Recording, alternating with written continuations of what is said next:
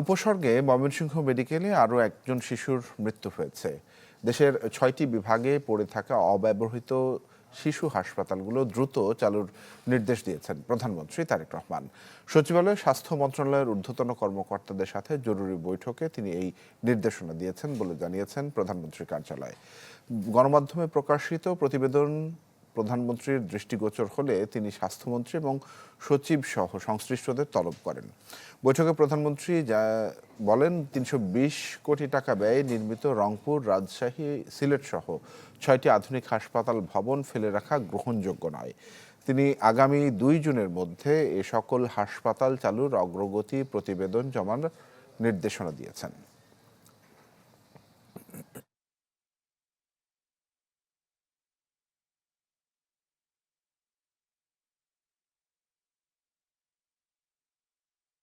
ঈদ আসবে, সাথে ক্যাশব্যাকও আসবে। নিজের বা প্রিয়জনের জন্য কেনাকাটায় এবারও নগদ পেমেন্টে পাচ্ছেন দারুণ ক্যাশব্যাক। তাই যাই কিনুন, পেমেন্ট করুন নগদে।